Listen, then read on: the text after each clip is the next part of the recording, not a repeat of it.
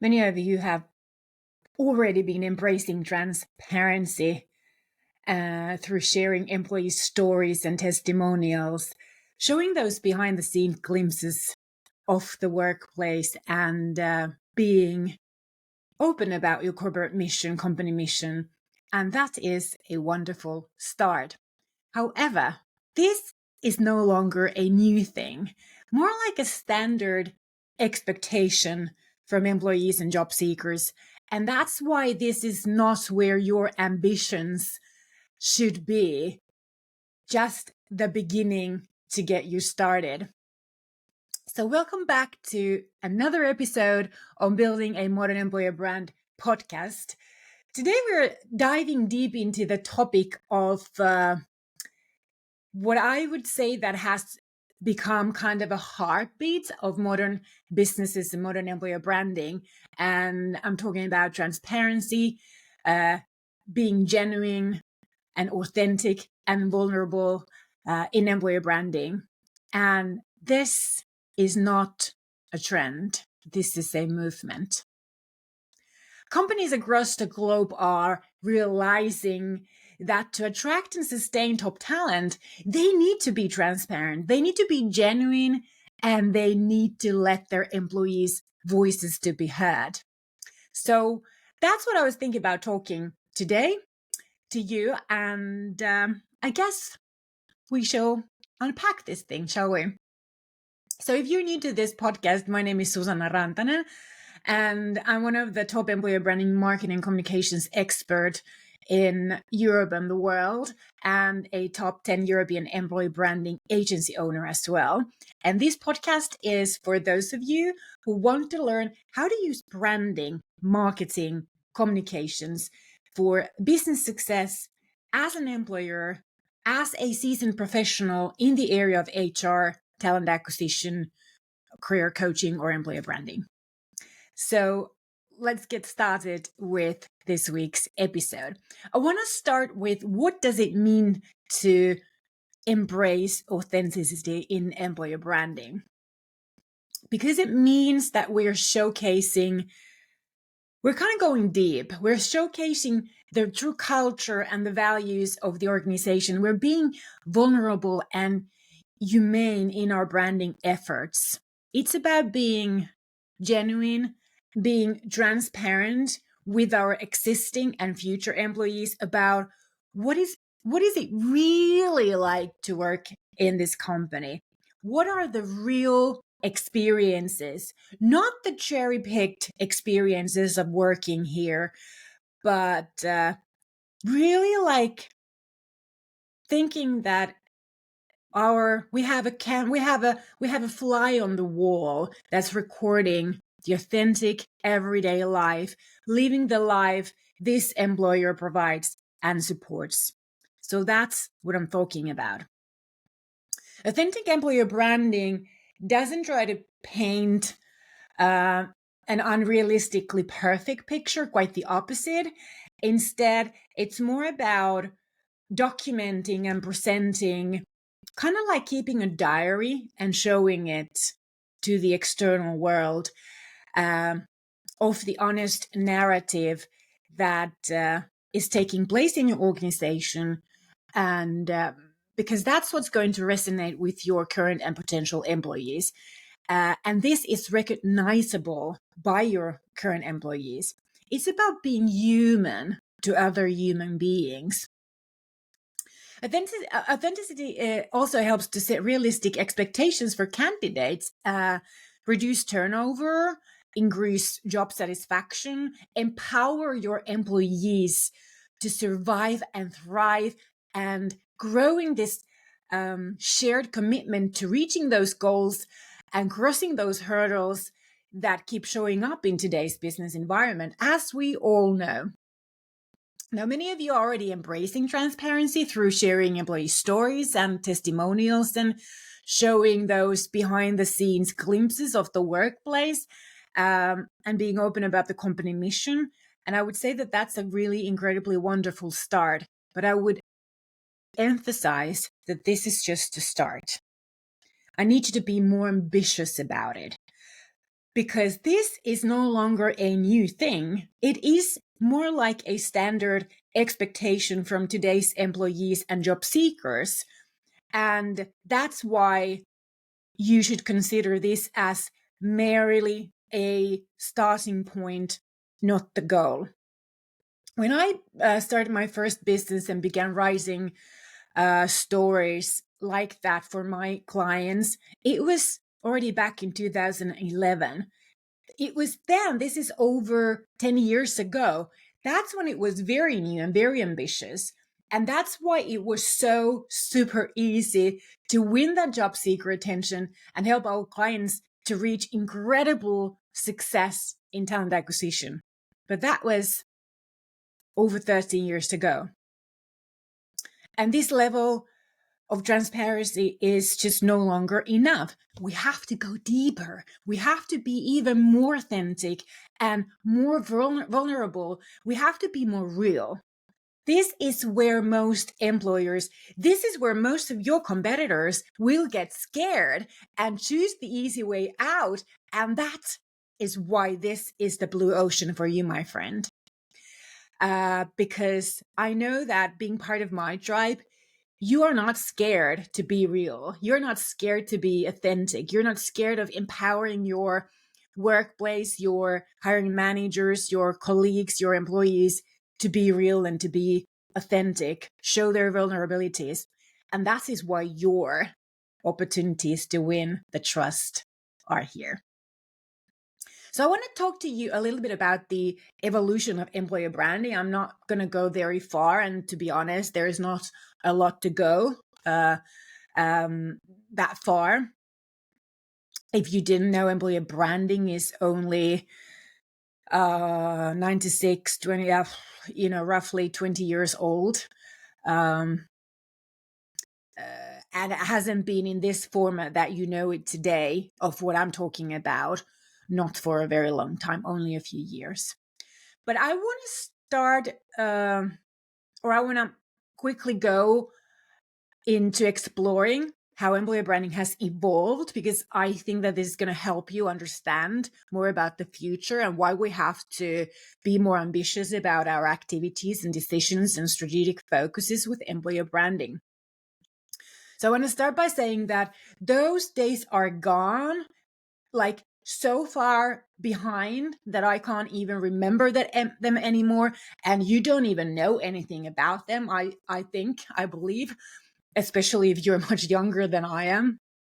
So those days where employer branding was a glossy brochure or very scripted testimonials where you kind of put the words into a person's mouth, we're not living those days anymore. We don't want to even remember those days. In today's digital age, potential employees, they seek real stories, like real touchy stories that are going to go under their skin and make them feel something. Very unfiltered insights and a very transparent culture that they can relate to, that they can learn about way before they start thinking about changing jobs and possibly applying to your vacancy. And those of you who have been working in this field for a long time, like I have, when the whole term employer branding was first coined at the end of 1990s, employer branding was primarily about recruitment campaigns and some image and sort of perception management. But the focus was really to create this desirable image to attract talents for recruitment purposes. Don't get me wrong, we still see tons of companies following this traditional route of polished recruitment marketing materials, very controlled messaging, and showcasing only the positives of the work environment and the company. We see lots of this still today, but that's not ideal, I would say. I think I'd been working in employer branding for a couple of years when the shift to formulating EVPs, employee value propositions, began. And as the job market became more competitive, employers started to realize that the importance that there was this importance of differentiating themselves, not just through what they offered, meaning the career opportunities, the jobs, the benefits and such, but also more like, the promises that they're willing to make for employees, how they make their employees feel. And this led to the concept of employee value proposition. And the original concept of employee value proposition, I think I've talked about this several times. I think that's still valid. It's just the way that the world is accustomed to creating promises that they called EVPs is not what it was meant to be. I think it must have been around 2005 or 2006, and I was speaking at the Universum event in Helsinki, Finland. And obviously we talked about employee value propositions because that was the thing at the time. And we talked quite intensively about copy-paste EVP slogans.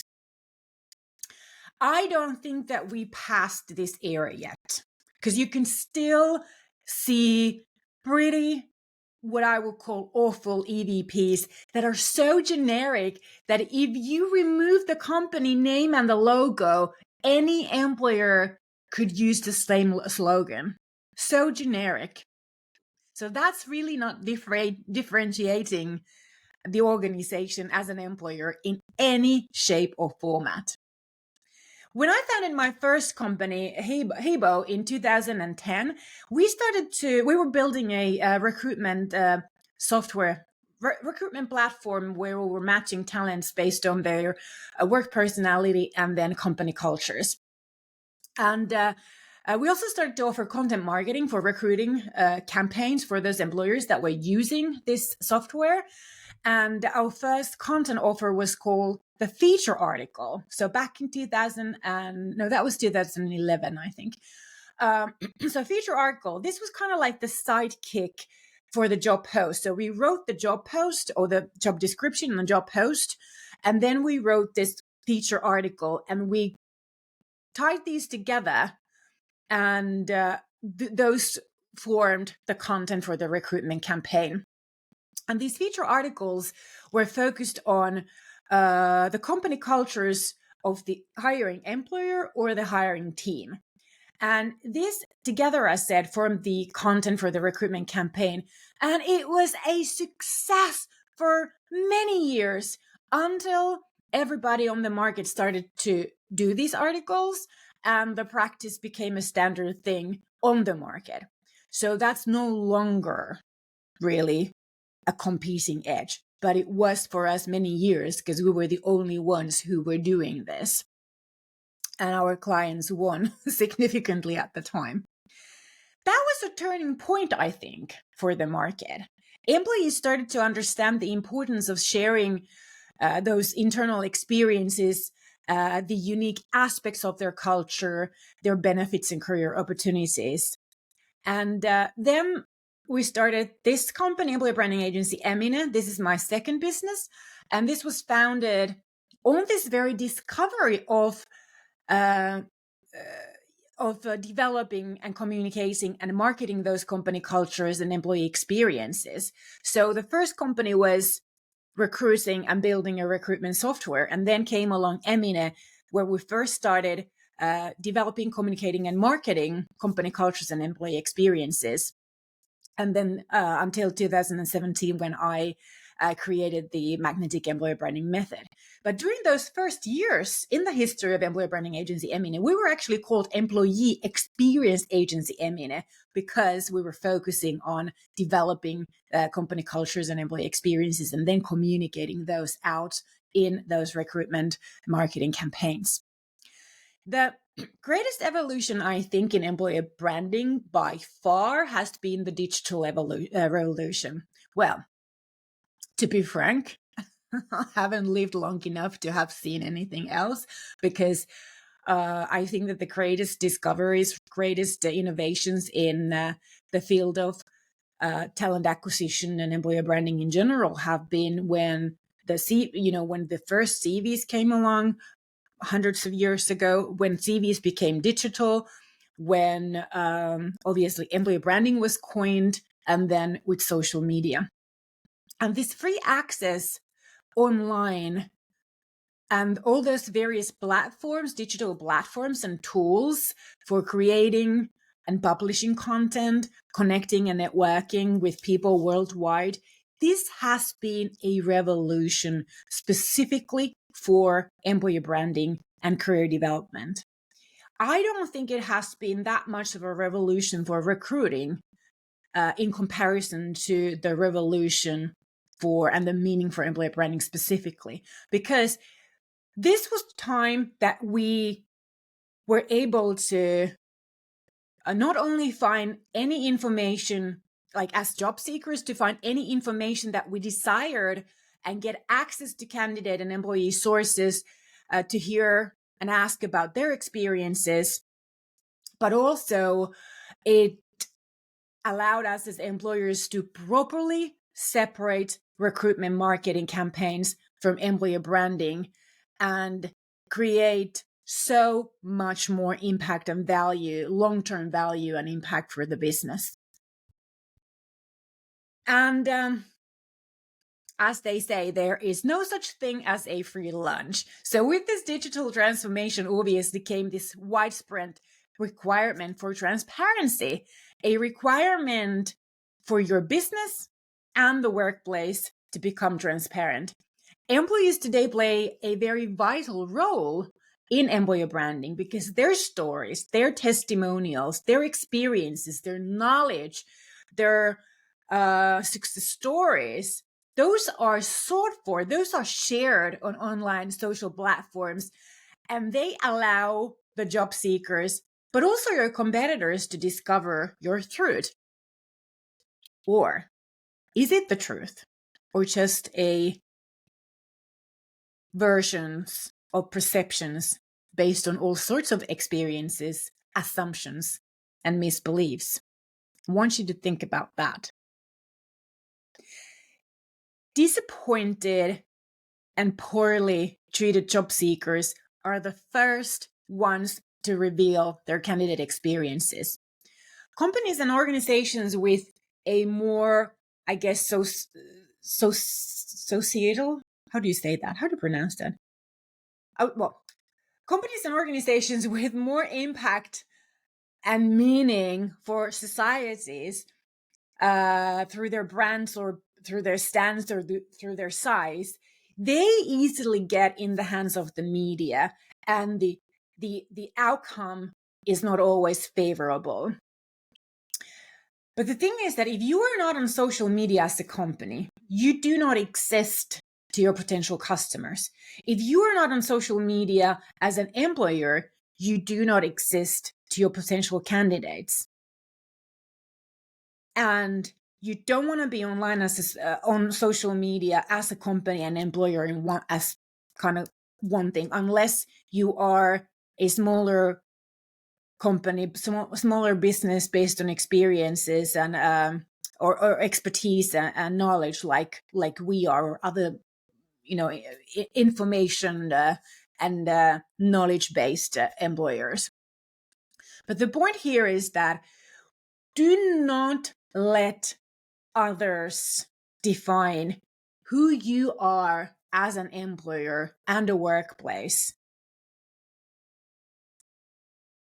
You want to claim the authority of your being. That's why you need to manage those perceptions, lead the discussion and the conversation about who you are as an employer. Now, this demand for authenticity and transparency, this is heavily characterizing the current era that we're living.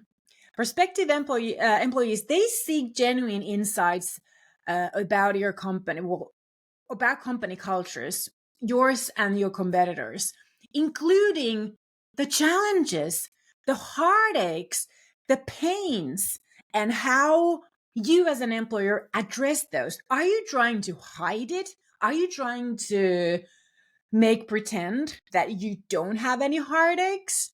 Or are you being genuine and authentic? And not just your employees or your job seekers who are looking for this and assessing you and your credibility based on your transparency. Also, those people that are working for or working at your competition. And this is, by the way, not always a bad thing, especially when you turn this to your advantage to win these people's trust. And they could be your candidates and your employees one day.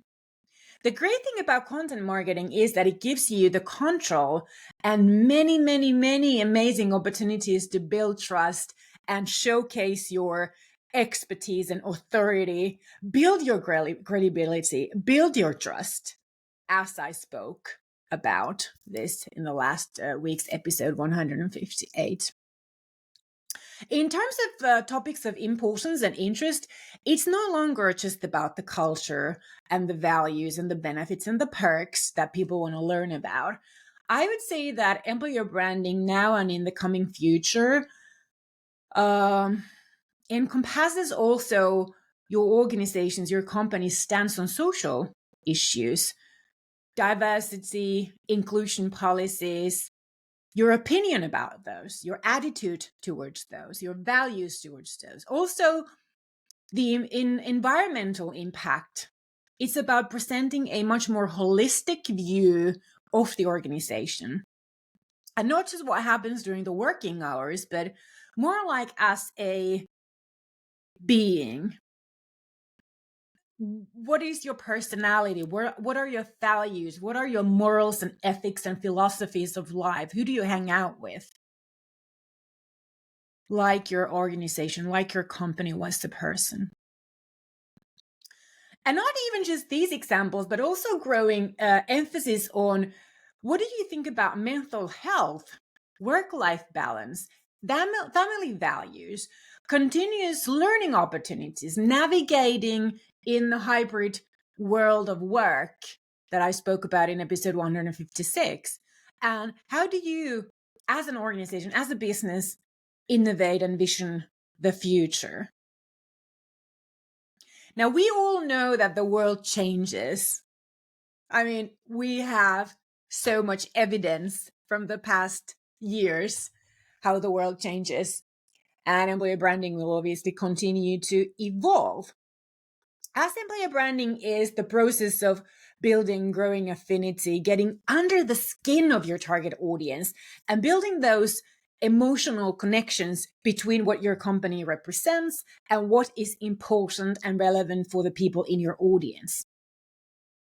While the concept of employer brand is unlikely to change, the act of employer brand, I'm saying ding because I want you to, it's an act, it's a verb, it's an active thing.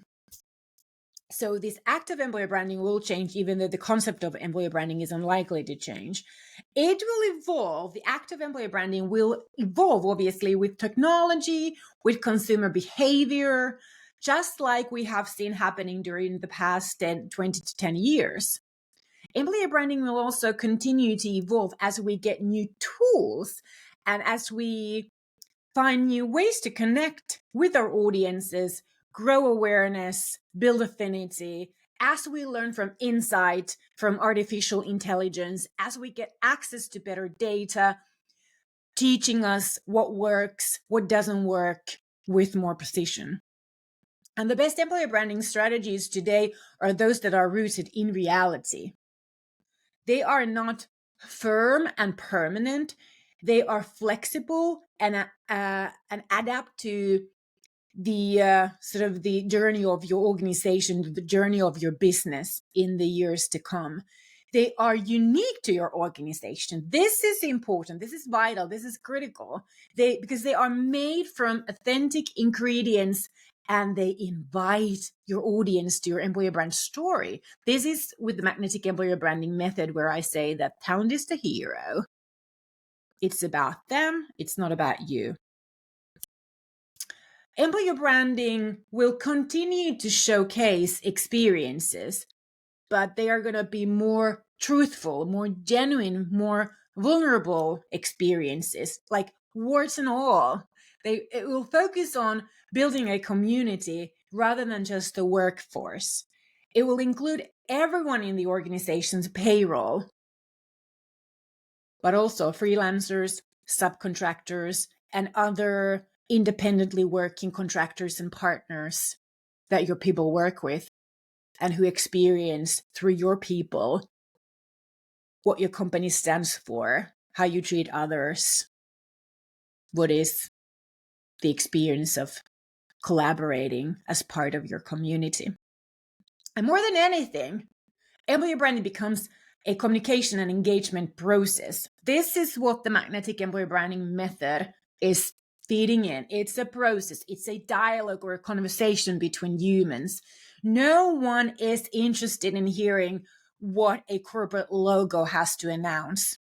This development, I believe you and I both have been able to witness already for some years on social media, where we see that company content from company profiles is gaining much less traction than when the same stuff is posted by employees and individuals. Let me repeat this with me. Human to human marketing is becoming increasingly vital and has already multiple times better impact on branding than corporate or business marketing. And what I want to emphasize here is that human to human impact is so much less expensive to achieve than what it costs to create the same level of impact as a business or a corporate. So showcasing your empathy and authority, building trust, influencing your audience is where you are expected to go in employer branding, or you will lose. Modern employer branding that this whole podcast is about is a strategic approach. It's not a recruitment campaign at all. It's not based on your organizational needs and requests. It's a consistent communication process, at least weekly, to build a strong, engaged, committed workforce community internally. And at the same time, it grows a relevant audience externally who begin to trust you, learn to see you as a credible and humane employer, start to consider you as an authority worth listening to, worth paying attention to, worth following. Now, I created the magnetic employer branding method as a systematic approach, helping you to create and maintain this consistent communication process and achieve that trust, credibility, authority as an employer. This method gives you a blueprint and a plan to navigate the crucial world of employer branding to create impact that you and your organization can really feel. This accumulates value for the business. It makes retaining and attracting talents so much easier, but also long-term instead of a campaign with a very short time frame impact. This paves your way to career experiences, your personal career experiences in employer branding that you probably haven't experienced, but I believe are very likely to open you new horizons as an employer branding professional. That is the future of employer branding. Okay, before I leave you and love you, I want you to know that we are planning to launch a certified magnetic employer brand manager program in 2024. And we have this short survey out there for those of you who are enthusiastic about a career in employer branding, and specifically now in modern employer branding, because I'm looking for you that see employer branding the same way that I do and my team at Employer Branding Agency. And obviously would want to become certified as a proper employer brand manager. So if this is you, which I believe it is, please take a little time to respond to this survey, which you can find linked on the show notes of this podcast episode at modernemployerbranding.com/podcast 159. You can also find it pinned on my Instagram profile at Rantanen, as well as Emine's profile on Instagram, which is at Emineland, as long as the survey is open. If you can't find it, please DM me on LinkedIn or Instagram, and I shall send the link to you directly. I mean, your input and feedback is really important for creating such an amazing learning experience for this program that you will remember it forever, and it will really deliver value for your career in the long term. And we have a special offer for those who are serious about becoming a certified magnetic employer brand manager. When you respond to this survey and share your thoughts and your feedback, we will offer you a significant discount when we do our first launch in 2024. Amazing. As said, if you can't find this survey, DM me on Instagram or LinkedIn. I shall message the link for you. Okay, now I'm going to leave you and love you. So that's all for this week, my friend. Don't forget to subscribe, leave a review, share this episode with your HR and employer branding colleagues. Tell them about the survey as well. Stay tuned for more insightful episodes on mastering employer branding, marketing, and communications in talent acquisition, employer branding, career development, and even as a solopreneur HR professional who wants to get more sales and build your solopreneur brand. If you forgot already, my name is Susanna Rantanen. So until next week, moi moi. Thanks for tuning in.